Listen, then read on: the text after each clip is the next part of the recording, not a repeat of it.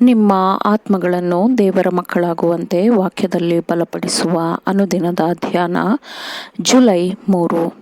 Ellen G white ರವರ sons and daughters of god ಎಂಬ ಪುಸ್ತಕದ 185ನೇ ಪುಟ. ಶೀರ್ಷಿಕೆ ಆತನನ್ನು ನಂಬುವುದಕ್ಕೆ. ಈ ದಿನದ ಸತ್ಯವೇದದ ವಾಕ್ಯ: ಮನುಷ್ಯನ ಭಯವು ಉರುಲನ್ನು ತರುತ್ತದೆ, ಕರ್ತನಲ್ಲಿ ಭರವಸವಿಡುವವನು ಕ್ಷೇಮದಿಂದಿರುವನು. ಜ್ಞಾನೋಕ್ತಿಗಳು 29ನೇ ಅಧ್ಯಾಯ 25ನೇ ವಚನ. ನೀವು ದೃಢವಾದ ಧೈರ್ಯದಲ್ಲಿ ಇರಬೇಕು ಎಂದು ದೇವರು ಬಯಸುತ್ತಾನೆ. ಧೈರ್ಯದಿಂದ ದೃಢವಾಗಿ ಅಣಿಯಾಗಿರಿ. ನಂಬಿಕೆಯನ್ನು ನಾಶ ಮಾಡಲು ಮತ್ತು ಜನರ ಸಂತೋಷವನ್ನು ಕೆಡಿಸಲು ಸೈತಾನನು ಪ್ರತಿಯೊಂದು ಕಡೆಯಿಂದಲೂ ಕೆಲಸ ಮಾಡುತ್ತಿದ್ದಾನೆ. ಸೈತಾನನ ತಂತ್ರಗಳನ್ನು ಗ್ರಹಿಸುವುದಕ್ಕೆ ನಿಮಗೆ ಜ್ಞಾನವಿಲ್ಲದಿದ್ದರೆ, ಅನುಭವವಿಲ್ಲದಿದ್ದರೆ, ನಿಮ್ಮ ಒಂದೇ ಒಂದು ಸುರಕ್ಷತೆಯು ಯಾವುದೆಂದರೆ ಅದು ಪ್ರಾರ್ಥನೆಯಾಗಿದೆ. ಅನಂತವಾದ ದೃಷ್ಟಿಯ ಗಮನಕ್ಕೆ ಹೃದಯದ ಎಲ್ಲ ರಹಸ್ಯಗಳನ್ನು ತೆರೆದು ನಿಮ್ಮನ್ನು ಶುದ್ಧರನ್ನಾಗಿಯೂ ಬಲಶಾಲಿಗಳನ್ನಾಗಿಯೂ ಮಾಡಲು ಮತ್ತು ಜೀವನದ ಹೋರಾಟಗಳಿಗೆ ನಿಮ್ಮನ್ನು ಸಂಪೂರ್ಣವಾಗಿ ಸಜ್ಜುಗೊಳಿಸಲು ದೇವರನ್ನು ಬೇಡಿಕೊಳ್ಳಿರಿ. ಅನುಮಾನಗಳಿಂದಲೂ ಮತ್ತು ಹೋರಾಟದಿಂದಲೂ ನಂಬಿಕೆ ಬೆಳೆಯುತ್ತದೆ.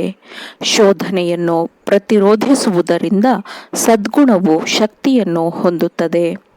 ಯೇಸು ಕ್ರಿಸ್ತನೊಂದಿಗೆ ನಿಕಟವಾದ ಸಂಪರ್ಕವನ್ನು ಹೊಂದಿರುವವರಿಗೆ ಎಲ್ಲ ಆಶೀರ್ವಾದಗಳನ್ನು ನೀಡಲಾಗುತ್ತದೆ.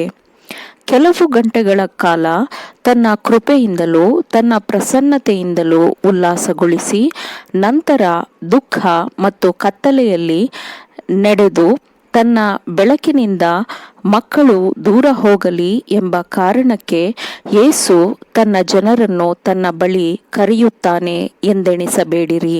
ಇಲ್ಲ, ಅದು ಹಾಗಲ್ಲ. ನಾವು ಆತನಲ್ಲಿ, ಆತನು ನಮ್ಮಲ್ಲಿ ನೆಲೆಸಬೇಕು ಎಂದು ಆತನು ನಮಗೆ ಹೇಳುತ್ತಾನೆ.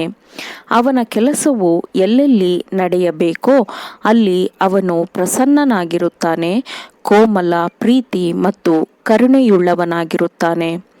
ನಿಮಗಾಗಿ ಮತ್ತು ನನಗಾಗಿ ಆತನು ವಾಸಸ್ಥಳವನ್ನು ತನ್ನಲ್ಲಿಯೇ ಸಿದ್ಧಪಡಿಸಿದ್ದಾನೆ. ಆತನೇ ನಮ್ಮ ಆಶ್ರಯ ದುರ್ಗವು.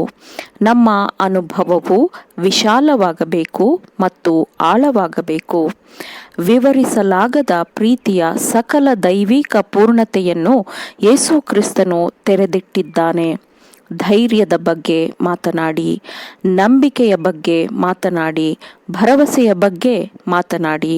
ಕರ್ತನಾದ ಯೆಹೋವನಲ್ಲಿರುವ ನನ್ನ ಸಹೋದರ ಸಹೋದರಿಯರೇ, ಧೈರ್ಯದಿಂದಿರಿ. ನಮ್ಮ ಮುಂದೆ ಏನಿದೆ ಎಂಬುದು ನಮಗೆ ಎಷ್ಟು ಕಡಿಮೆ ತಿಳಿದಿದೆಯಲ್ಲವೇ?